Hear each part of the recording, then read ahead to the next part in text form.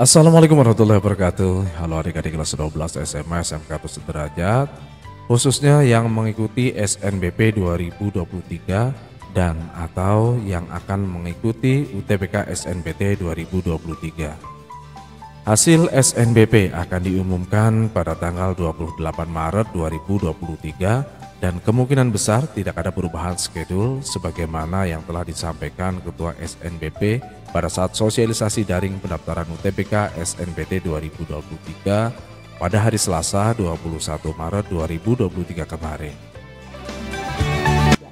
Mungkin juga bisa diceritakan kalau menurut kalender Prof, ini kan tanggal 28 Maret nanti, itu kan adalah pengumuman SNBP. Ini benar ya Prof ya? Benar, dan itu tidak dirubah kan Prof? Sehingga teman-teman ini H-7 hari ini Prof. Jadi sudah seminggu lagi kita tinggal mendapatkan nanti siapa-siapa yang lolos di SNBP. Nanti tidak berubah ya Prof ya, tetap ya jadi 28. Ya. Tetap Bu, semuanya on schedule sesuai jadwal. Jadi Bu Is, Bapak Ibu semuanya, adik-adik siswa atau calon mahasiswa yang berbahagia,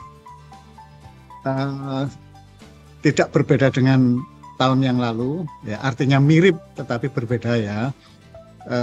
Kita sudah hampir melampaui jalur masuk perguruan tinggi yang tipe 1. Jadi ada 3 macam ya.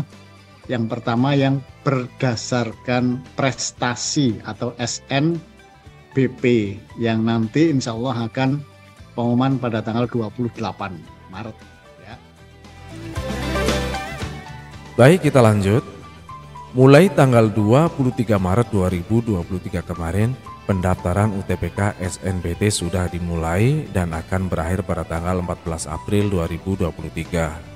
Sementara untuk pelaksanaannya sendiri terbagi menjadi 2 gelombang. Gelombang pertama tanggal 8 sampai 14 Mei 2023 dan gelombang 2 tanggal 22 sampai 28 Mei 2023. Setelah itu, hasil SNBT akan diumumkan pada tanggal 20 Juni 2023. Lalu masa unduh sertifikat UTBK dapat dilakukan mulai tanggal 26 Juni sampai 31 Juli 2023. Unduh sertifikat UTBK itu penting karena beberapa PTN dan PTS akan membuka jalur pendaftaran mandiri menggunakan nilai UTBK. Kemudian sebagaimana kita ketahui bersama, bahwa untuk dapat mengikuti SNBT tentunya perlu akun SNPMB yang proses registrasi akunnya tentu sudah kita lakukan. Bagi yang pernah bertanya, apakah untuk pendaftaran UTBK SNBT perlu akun SNPMB yang baru? Jawabannya tidak perlu, karena satu akun SNPMB mengakomodir 2 jalur masuk PTN yaitu SNBP dan SNBT. Selanjutnya, meskipun pendaftaran UTBK SNBT sudah dimulai, bagi adik-adik yang mengikuti SNBP perlu kiranya bersabar terlebih dahulu. Pasalnya, sementara ini sistem belum mengizinkan peserta SNBP untuk mendaftar SNBT. Jadi perlu menunggu sampai hasil SNBP diumumkan. Selengkapnya kita coba melakukan pendaftaran SNBT dengan akun SNPMB yang sudah mendaftar SNBP.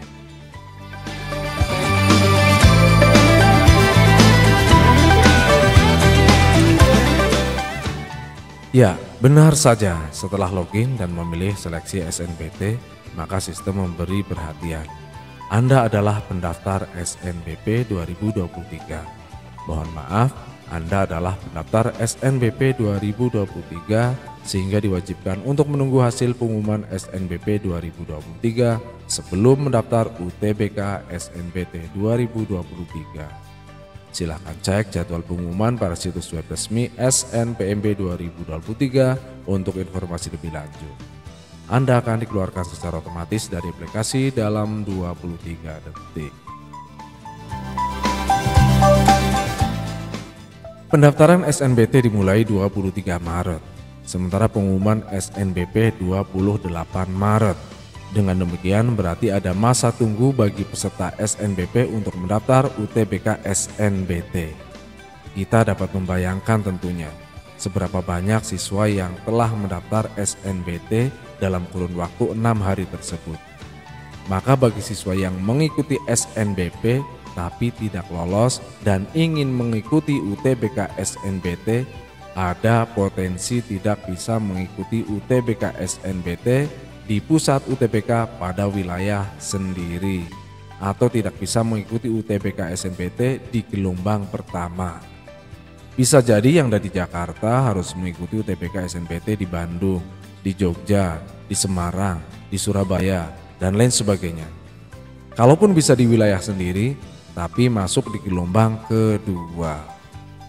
Benarkah demikian? Berikut penjelasan dari Koordinator Tim Pelaksana Teknologi dan Sistem Informasi SNPMB, Profesor Insinyur Arif Junedi, MSc PhD. Oke, saya ingin bertanya bagaimana kita calon mahasiswa ini mengetahui kita ini akan berada di gelombang 1 atau di gelombang 2. Oke, baik. Hanya itu aja, Sarah? Iya, sekian pertanyaan saya. Baik, terima kasih Sarah. Menarik ini, Prof. Jadi bagaimana saya tahu nih gelombang 1, gelombang 2? Apa bisa dipilih juga, Prof? Ya, Bu, itu pada saat kita memilih pusat UTBK, itu kan nanti jelas di situ dia ada di sesi keberapa gitu loh. Dari sesi itu bisa kita ketahui saya berada di gelombang keberapa.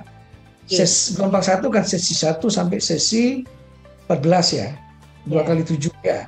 Kemudian gelombang 2 mulai dari sesi 15 sampai 28. Begitu tanggal 23 dibuka untuk pendaftaran UTBK, pasti semua akan berbondong-bondong segera mendaftar. Sementara anak saya itu adalah salah satu yang masuk di eligible untuk berdasarkan prestasi. Ya. Artinya harus nunggu sampai tanggal 28, Bu. Ya. Itu selisihnya ada 6 hari. Ya. Nah, mungkin Pak Arif bisa bantu juga untuk menjawab bahwa kalau udah selisih 6 hari gitu, nanti waktu pas anak saya tidak diterima berdasarkan prestasi, baru akan daftar UTBK yang untuk tes berdasarkan tes. Apa yang masih kebagian ya, Pak? Oke. Pak Jono harusnya mendoakan supaya Johnson keterima di tanggal 28, Pak. Amin, Bu Is.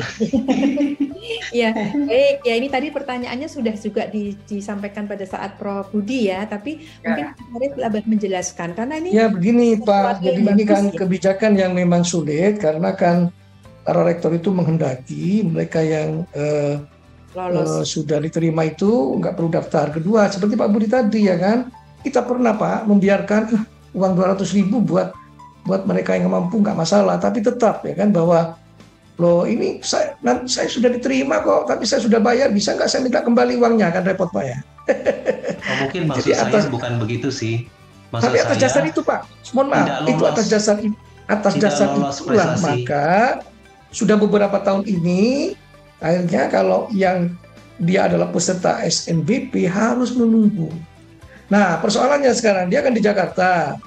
Di Jakarta biasanya rebutan. Saya nggak bisa menjamin apakah kemudian saya bisa tetap memilih lokasi Jakarta dan sekitarnya. Nah itu dia. Ini kita nggak tahu Bu, karena tergantung dari demand ya, tergantung dari kebutuhan pendaftar itu.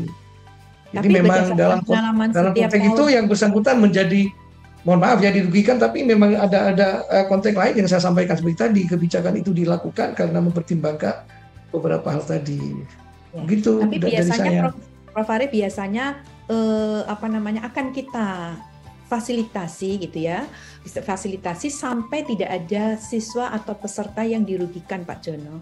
Jadi tenang saja gitu. Jadi itu pasti nanti akan ternyata peserta yang mau mendaftar belum banyak kursi nih, nanti akan diusahakan. Seperti itu Pak Jono. Jadi jangan khawatir. Ya diusahakan supaya tetap di lokasi yang diinginkan, itu kan ya, ya, tadi. Ya, itu akan diusahakan. Jadi akan diusahakan supaya tidak merugikan seperti tadi yang disampaikan Pak Jono. Ya. Semoga ya Bu Is. Oke, demikian penjelasan mengenai peserta SNBP yang jika tidak lolos akan mengikuti UTBK SNBT. Jadi tidak perlu khawatir. Baik adik-adik kelas 12 SMA SMK Sederajat, demikian informasi tentang UTBK SNBT 2023 bagi peserta SNBP yang nanti tidak lolos. Namun harapan besar tentunya semoga kalian semua peserta SNBP lolos di PTN dan prodi pilihan masing-masing. Sekian akhir kata, salam sehat, salam semangat. Wassalamualaikum warahmatullahi wabarakatuh.